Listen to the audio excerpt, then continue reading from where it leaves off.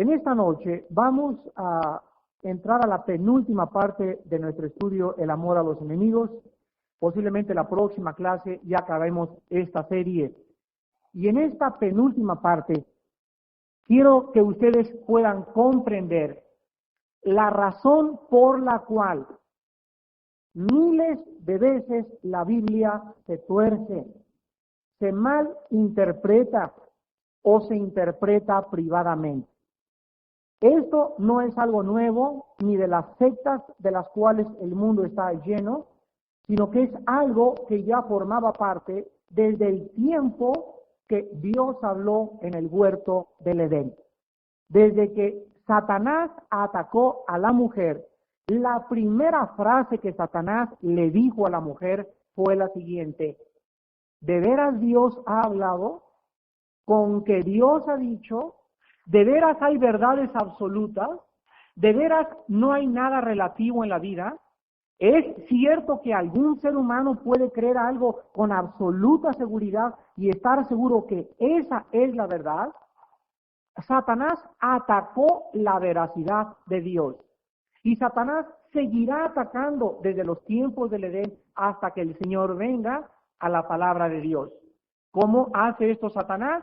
Lo hace a través de falsos maestros, lo hace a través de falsos iluminados, de falsos cristos, lo hace a través de falsos gurús, a través de falsos filósofos, a través de falsos libros, etcétera, etcétera. Pero en el mundo existe una corriente diabólica para que los seres humanos no conozcan la verdad y se vayan detrás de la mentira.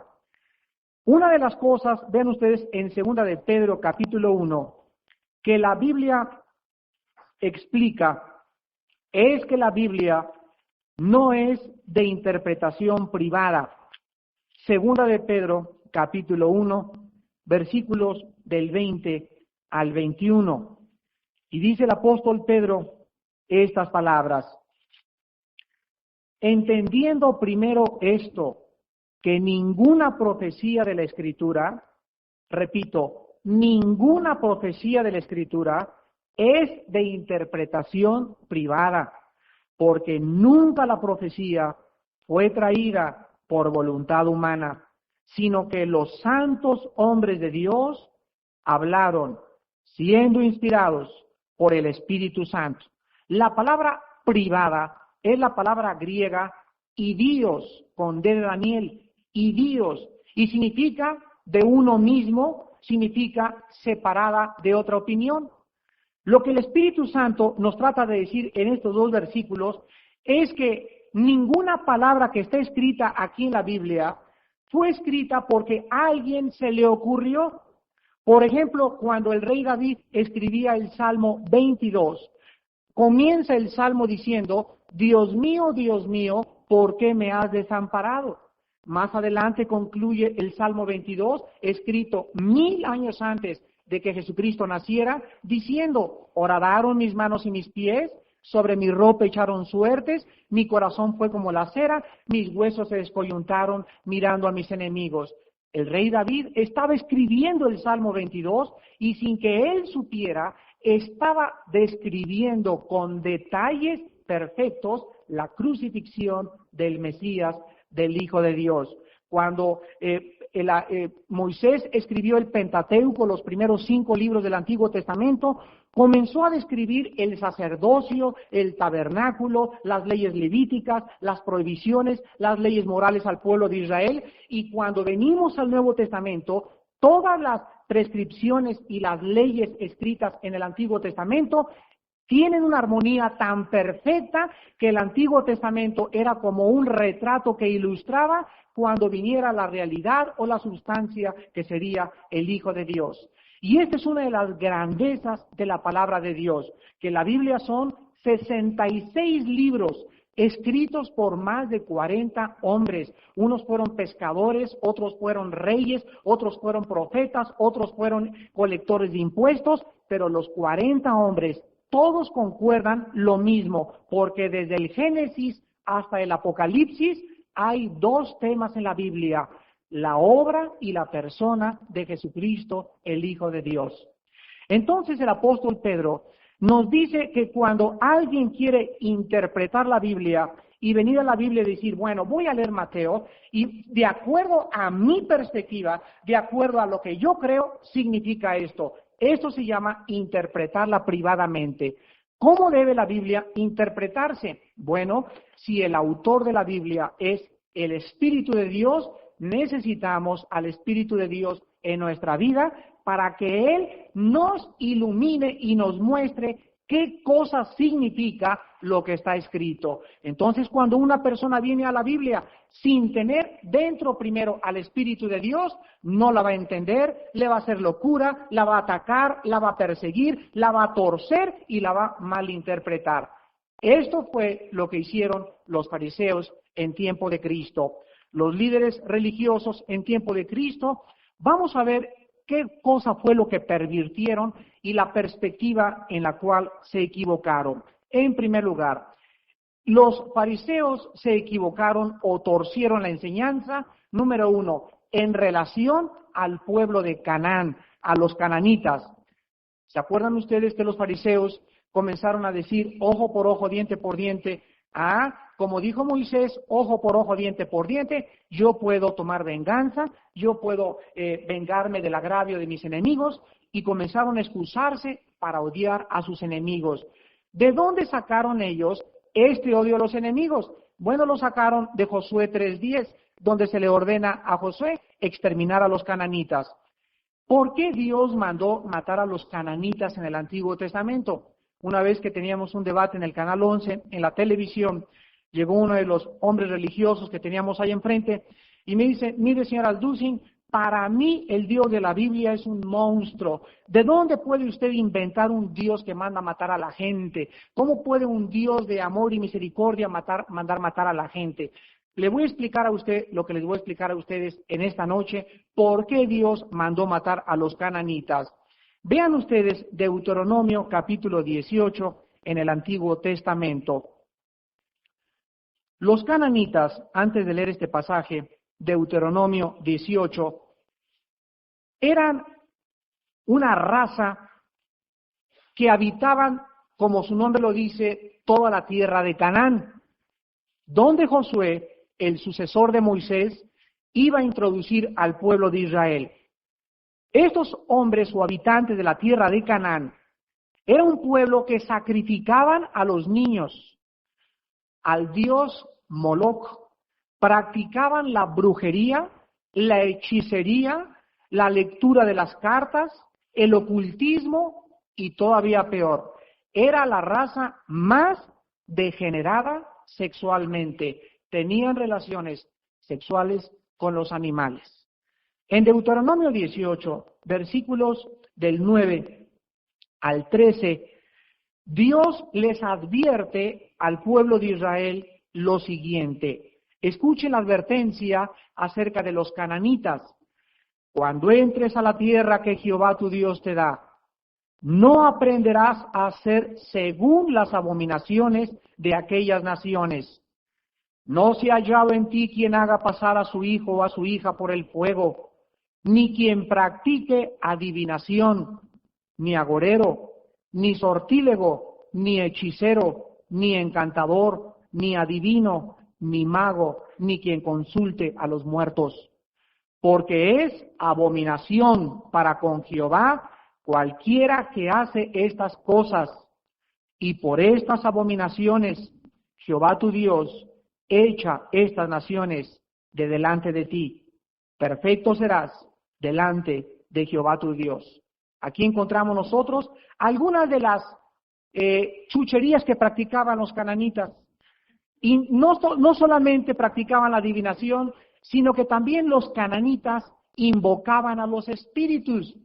Algunas de las palabras aquí en el hebreo que se tradujeron, por ejemplo, agorero. La palabra agorero es la palabra hebrea que se tradujo astrólogo. Y los astrólogos eran hombres de la antigüedad en la época de los caldeos, como en la época moderna, que quieren a través de las estrellas y las constelaciones o los signos del zodiaco tratar de interpretar esos signos para poder demostrarle a la raza humana que somos nosotros gobernados o que las estrellas pueden, de acuerdo a su conformación, gobernar nuestras vidas. Y el 85% de los periódicos en México y en Estados Unidos y en Europa tienen columnas con horóscopos, astrológicas, porque toda la gente, inclusive jefes de Estado, consultan su horóscopo antes de tomar decisiones. A la luz de la Biblia es abominación. Y no confundan la astrología con la astronomía, la gimnasia con la magnesia. Entonces son dos cosas muy diferentes. Los cananitas eran unas personas que no solamente eran astrólogos, sino que la palabra que se usa aquí, sortílego, significa una persona endemoniada que pone a otra persona bajo su control con sus hechizos o encantamientos. Estos son los hipnotistas modernos. En la clase de mujeres el martes a las 10 de la mañana les explicaba yo que se está usando ahorita como un método científico el hipnotismo, y muchos psicólogos y doctores, principalmente el innovador de este sistema que fue el doctor Sigmund Freud, fue el primero que usó el hipnotismo con los pacientes enfermos de histeria. Pero sin embargo, a la luz de la Biblia, la mente no puede ser puesta jamás bajo el control de otra persona, porque en ese momento nuestras mentes se abren a los espíritus demoníacos. Entonces hay personas que practican el hipnotismo, dizque para curar o sanar, etcétera, etcétera. A la luz de la Biblia y en la perspectiva de Dios, es algo que está usándose en los terrenos de Satanás. No solamente Dios ordenó matar a los cananitas, sino que también a los amalecitas. No lo vean, apúntenlo en Deuteronomio 25, versículo 19. Y el rey Saúl, por no matar a los amalecitas, perdió el control como el primer rey de Israel. Los fariseos, quiero que escuchen muy bien, entonces se preguntaban, ¿cómo es que cómo es que tú, Jehová, nos dices, ama a tus enemigos, cuando tú mismo mandas matar a muchas naciones? Entonces, si Dios manda matar a muchas naciones, los fariseos decían, nosotros podemos ser los instrumentos de Dios para ejecutar este plan. Y justificaban, torciendo la palabra de Dios, el asesinato y la venganza propia. Número 2, y vamos a explicar después lo de los cananitas. Número 2, ¿en qué otra área torcieron los fariseos la palabra de Dios? Vean el Salmo 69. El Salmo 69. Y cuando los fariseos leyeron versículo 22 al 28, no cabe duda que torcieron la palabra de Dios, como la tuerce mucha gente en nuestra actualidad. Salmo 69, del 22 al 28. Escuchen estas palabras del rey David. Sea su convite delante de ellos por lazo, y lo que es para bien por tropiezo. Sean oscurecidos sus ojos para que no vean, y haz temblar continuamente sus lomos. Derrama sobre ellos tu ira, y el furor de tu enojo los alcance. Sea su palacio asolado, en sus tiendas no haya morador, porque persiguieron al que tú heriste, y cuentan del dolor de los que tú llagaste. Pon maldad sobre su maldad, y no entren en tu justicia. Sean raídos del libro de los vivientes, y no sean escritos sobre el libro de los justos. ¿Por qué Jesús, decían los fariseos, decía amen a sus enemigos cuando el rey David oró para que Dios los castigara? ¿Se dan cuenta? Y los fariseos decían, bueno, pues si el rey David y el mismo Jehová ordenó exterminar a pueblos y David oraba y pedía venganza sobre los enemigos, entonces nosotros, ¿por qué no podemos también odiar a nuestros enemigos y pedirle a Dios que castigue a sus enemigos? Ellos no entendieron que en ninguna de estas ocasiones Dios aconsejaba la venganza, vuelvo a repetir, personal, sino eran órdenes dadas al Estado de Israel y no a los individuos. Esto fue el punto en el que los fariseos fallaron. Ahora aclaremos la perspectiva correcta respecto a los cananitas. Vean Levítico capítulo 18. Y vean qué cosa dice la Biblia respecto a los cananitas, además de lo que ya leímos en Deuteronomio 18, que practicaban el ocultismo. Vean ustedes el degeneramiento moral de los cananitas. Levítico 18, versículos 21 al 28. Y dice las órdenes dadas por Moisés al pueblo de Israel. Levítico 18, del 21 al 28. Y no des hijo tuyo para ofrecerlo por fuego a Moloc. No contamines así el nombre de tu Dios, yo Jehová. No te echarás con varón como con mujer, es abominación. Ni con ningún animal tendrás ayuntamiento, amancillándote con él. Ni mujer alguna se pondrá delante de animal para ayuntarse con él. Es perversión. En ninguna de estas cosas os amancillaréis, pues en todas estas cosas se han corrompido las naciones que yo he hecho delante de vosotros, y la tierra fue contaminada, y yo visité su maldad sobre ella, y la tierra vomitó sus moradores. Guardad pues vosotros mis estatutos y mis ordenanzas, y no hagáis ninguna de estas abominaciones, ni el natural ni el extranjero que mora entre vosotros, porque todas estas abominaciones hicieron los hombres de aquella tierra que fueron antes de vosotros, y la tierra fue contaminada. No sea que la tierra os vomite por haberla contaminado, como vomitó a la nación que la habitó antes de vosotros. Aquí encontramos nosotros lo siguiente: cuando una persona va con un doctor a que le extirpe un cáncer, nadie podría decir qué malo es el doctor por haberle sacado ese tumor canceroso a esa persona.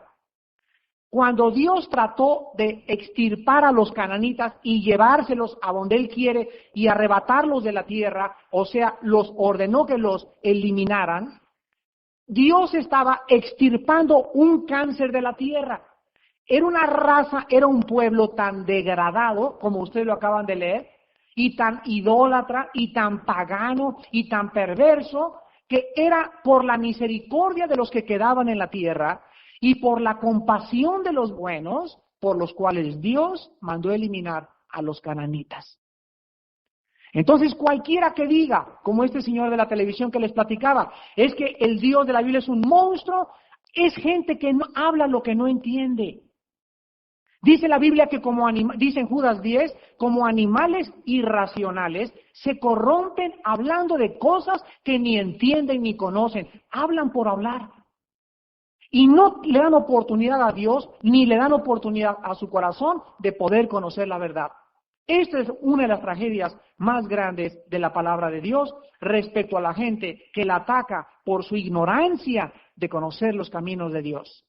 Vean la contraparte de Levítico 18 en el libro de Romanos, capítulo 1.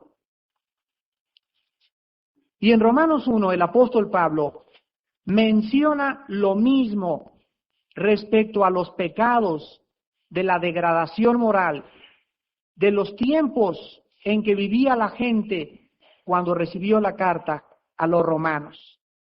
En otras palabras, hemos cambiado históricamente, hemos crecido tecnológicamente, hemos avanzado científicamente, pero por favor recuerden algo: el corazón del hombre sigue siendo el mismo. El ser humano sigue siendo ser humano. Y la superación del ser humano es la mentira más grande que existe en el mundo de la filosofía. De acuerdo a la Biblia, las cosas van no de menos a más, sino de más a menos.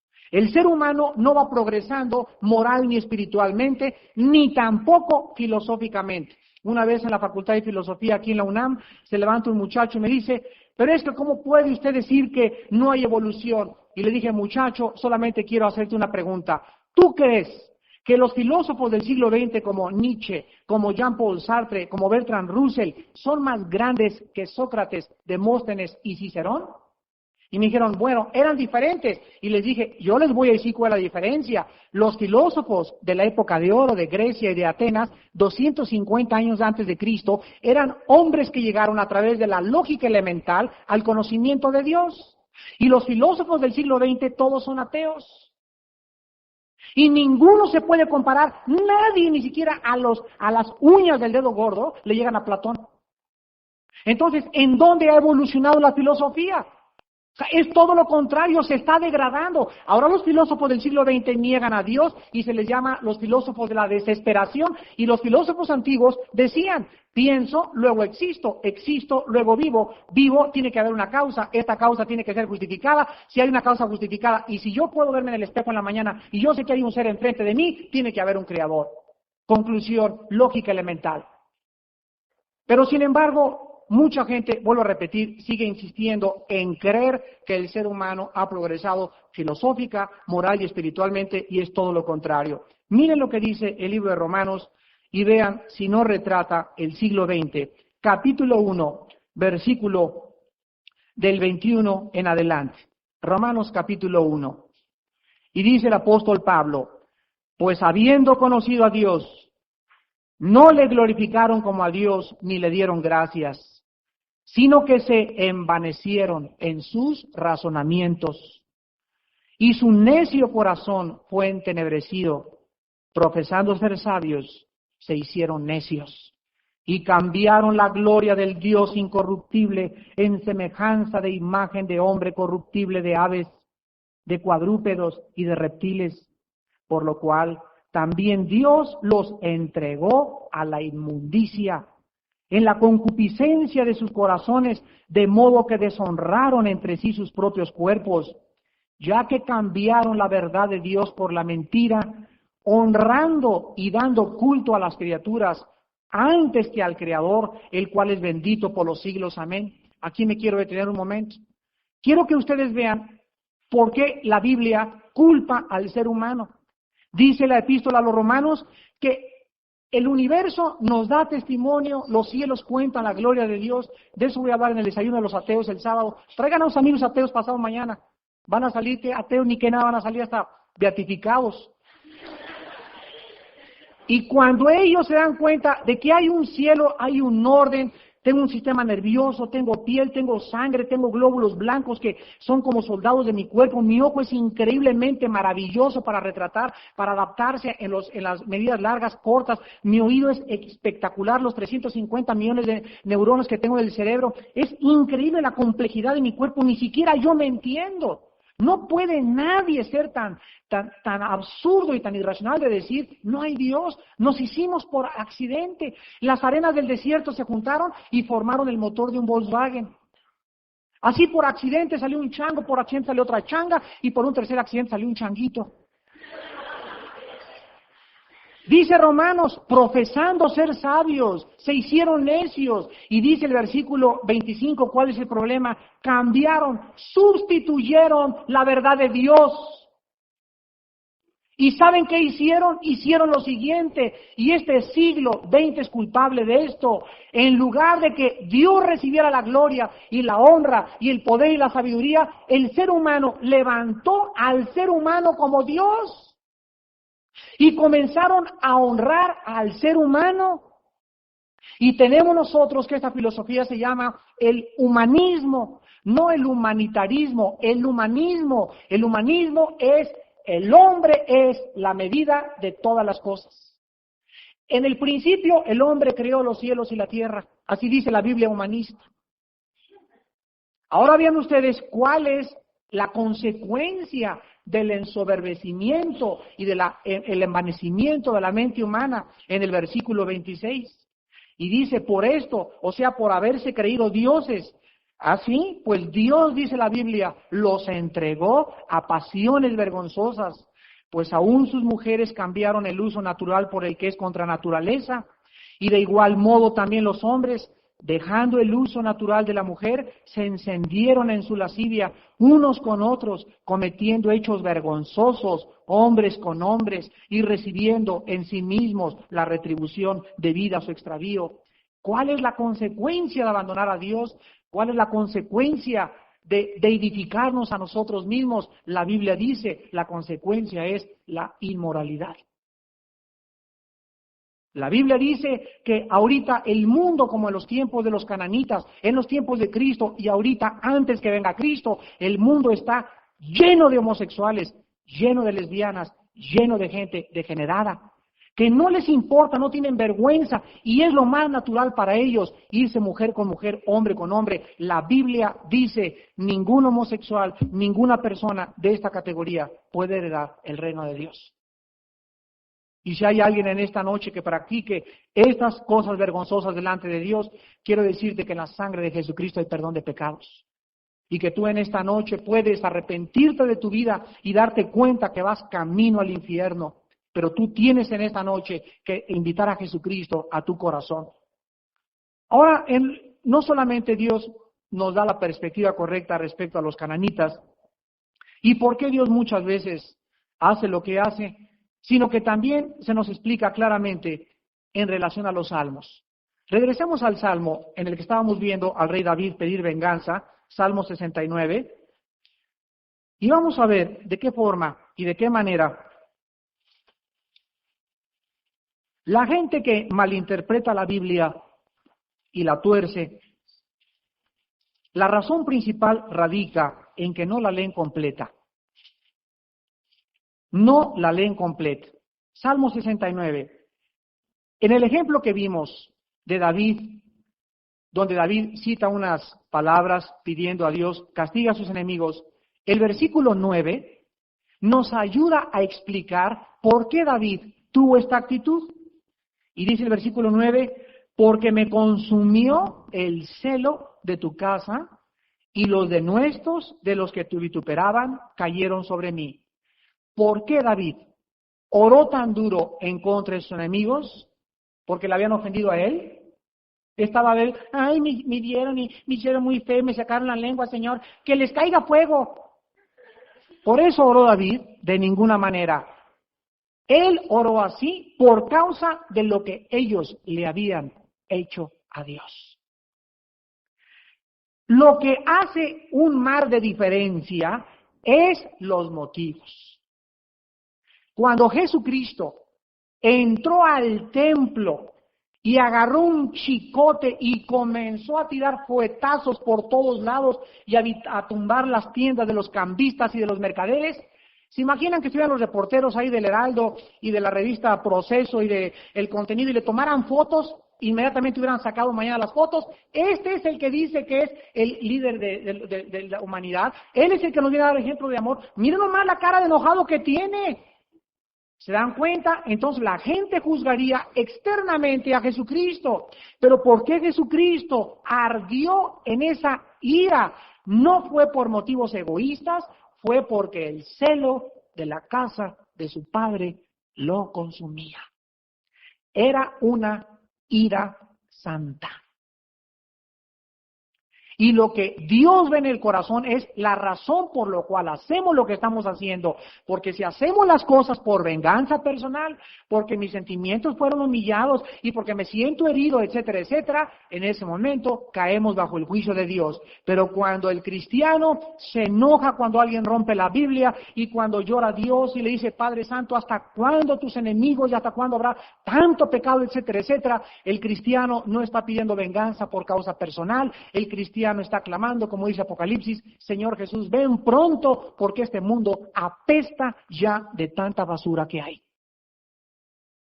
Cuando la gente no comprende esto, entonces la gente malinterpreta la Biblia y la gente comienza a usar la Biblia a su propia manera. Vean 2 de Pedro capítulo 3. Y el apóstol Pedro nos dice a qué categoría o clasificación pertenece la gente que tuerce la Biblia. 2 de Pedro capítulo 3. 2 de Pedro 3, versículo 15 al versículo 18.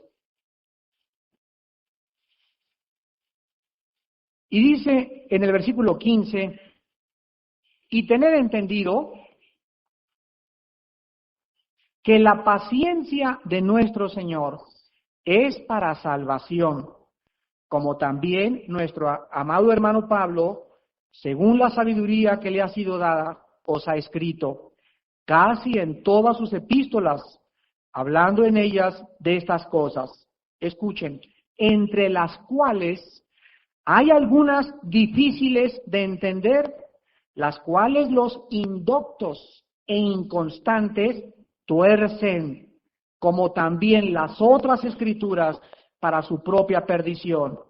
Así que vosotros, oh amados, sabiéndolo de antemano, guardaos, no sea que arrastrados por el error de los inicuos, caigáis de vuestra firmeza. Antes bien, creced en la gracia y el conocimiento de nuestro Señor y Salvador Jesucristo. A Él sea gloria ahora y hasta el día de la eternidad. Amén. ¿Quiénes son los que tuercen la Biblia? Dos clases de personas. Número uno, dice la Biblia, indoctos. ¿Quiénes son los indoctos? Son personas jóvenes, ignorantes, con conocimiento no suficiente de la palabra de Dios, que se ponen a enseñar o a predicar antes de tiempo. Y comienzan a proferir tantas barbaridades, y lo peor de todo es que hay cantidad de personas o de predicadores que no tienen un grupo alrededor de hombres maduros, ni nadie que escuche con más madurez sus mensajes para poder ser criticados y para que les puedan decir esto está bien, esto está mal, métete por aquí, métete por allá, te faltó esto, esto está fuera de contexto, y entonces comienzan ellos mismos a ensoberbecerse. Y en segundo lugar dice la Biblia, los inconstantes. Estas personas son las que no le dedican el tiempo suficiente al estudio de la palabra de Dios. No sé cuántos de ustedes sepan cuánto necesita un karateca, cinta negra, primero o segundo dan, para poder mantenerse en el cinta negra. Necesita mínimo 4 horas diarias de entrenamiento. Aquí nuestro hermano Joaquín Capilla nos podría decir cuántas horas practicaba echándose clavados para poder haber llegado a ser campeón olímpico. ¿Cuánto necesita un pianista, un concertista para poder dar un concierto? 7 u 8 horas diarias de practicar el piano. Entonces, si los concertistas, los clavadistas, los karatecas y cualquier persona que quiera destacar necesita disciplina y tiempo, ¿cuánto más nosotros que queremos ser maestros de la palabra? Pero con 1 hora diaria, ¿tú crees que puedes ser maestro de la palabra? Con 2 horas diarias, una persona que pueda ser livianamente cristiano, más o menos instruido, 1 o 2 horas diarias. El que quiera y anhele ser maestro y líder necesita de 4 a 6 horas diarias de estudio de la palabra diario.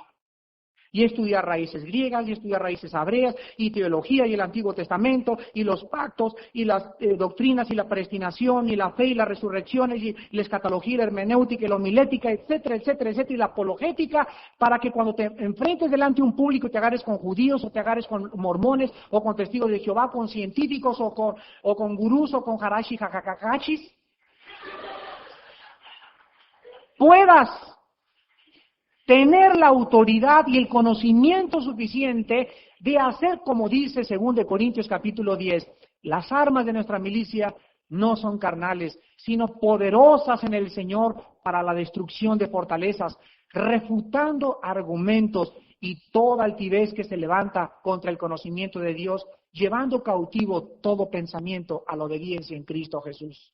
El mundo ahorita necesita hombres que conozcan la palabra, predicadores que prediquen la palabra de Dios y no su propia opinión ni sus propios rollos, muchachas jóvenes que se enfrenten a sus maestros, a los ateos, a los evolucionistas, a los existencialistas y presentemos defensa con mansedumbre de la esperanza que Dios ha dado en nuestros corazones. Vivimos en un mundo rodeado de escépticos, agnósticos, ateos y personas que no quieren comprender y atacan la Biblia sin conocerla. ¿En dónde están aquellos que, como Elías, le dijeron al pueblo de Israel, si Dios es Dios, sírvanlo, y si no es Dios, regrésense a sus ídolos? Cristianos, en esta noche, si el Dios de la Biblia ha salvado sus almas y ustedes han creído en el nombre del Hijo de Dios, prepárense, estudien la Biblia día y noche, medítenla, memorícenla, vivan en ella, sean llenos de la palabra de Dios, porque sus hijos, tu esposa, tus amistades y el mundo necesita oír la verdad. Despidámonos en oración.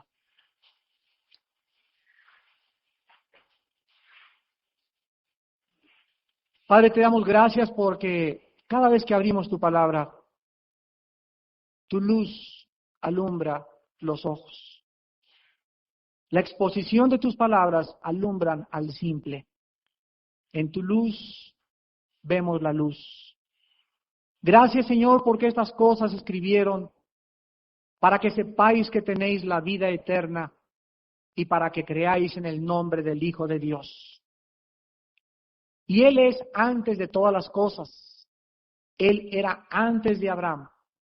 Y cuando murió en la cruz, murió, según el sacerdocio de Melquisedec, para expiar el pecado, para hacer el pecado a un lado y abrirnos un camino nuevo y vivo mediante su sangre hacia el lugar santísimo. Te damos gracias, Padre Santo, porque tus palabras son fieles y verdaderas. No hay nada torcido ni perverso en tu palabra. Tu palabra es más pura que la plata purificada en horno de tierra 50 veces. Padre, te pedimos en esta noche que amemos tu palabra cada vez más y que en nuestra vida lo más importante, no haya pecado, para que tu espíritu no pueda tener ningún obstáculo a la iluminación de tu luz. Porque los puros de corazón, solo los puros de corazón podrán ver en tu palabra a Jesucristo. En esta noche hay muchas personas que no tienen a Jesús en su vida. Sus vidas están caracterizadas por la incertidumbre, la inseguridad, la confusión. Tus verdades son relativas, suben y bajan, y Dios te invita en esta noche a que vengas a la verdad absoluta. Y Jesucristo dijo, yo soy el camino, la verdad y la vida. Y en esta noche tu vida puede ser cambiada. En esta noche tu vida puede cobrar por primera vez significado. Y tú puedes salir de este momento con una razón y un propósito para seguir viviendo, que va a llenar tu vida como una fuente que nunca se agote y que salte para vida eterna. ¿Qué tengo que hacer?, preguntarás, para poder comprender la verdad y para asegurarme que Jesús es el Mesías, Emmanuel, el Salvador del mundo. La Biblia dice en primer lugar que te arrepientas de tus pecados. Arrepentirte es darte cuenta en esta noche. Darte cuenta que vas camino a tu destrucción. Vas camino al infierno, porque la paga del pecado es la muerte. Mas el regalo de Dios es vida eterna en Cristo Jesús, Señor nuestro. Entonces arrepiéntete de tus pecados en esta noche y reconoce que estás mal y que si tú murieras esta noche, la Biblia dice, no importa lo que tú pienses, la Biblia dice que te condenarías eternamente y jamás habría una segunda oportunidad para tu alma. La segunda cosa que tienes que hacer es creer en Jesucristo como el Hijo de Dios, creer que Él es el Mesías enviado para poder arreglar el problema del pecado y que con su muerte y con su sangre no solo cumplió todas las profecías del Antiguo Testamento, sino que también pudo cumplir el plan de la redención. Y en tercer lugar, ábrele tu corazón a Cristo esta noche y ahí desde tu lugar, en silencio, dile estas palabras. Mi Señor Jesús, te doy gracias por haber muerto por mis pecados en la cruz del Calvario y por haberme hablado en esta noche y haberme demostrado que vivo en tinieblas, inseguro, incierta, confundido, confundida acerca de lo que está pasando, acerca de mi vida, acerca de mi futuro. Yo te pido en esta noche que me saques de estas tinieblas y que si tú eres el Hijo de Dios y si tú moriste por mis pecados en una cruz, te pido que entres a mi corazón y que puedas reinar como mi Dios y mi Salvador en mi vida y yo pueda, a través de tu muerte y de tu sacrificio y de tu resurrección, recibir el perdón de pecados y la vida eterna. Te doy las gracias, Señor, por el perdón que me das y la vida eterna y la luz que en este momento recibo mediante mi arrepentimiento. En el nombre de Cristo. Amén.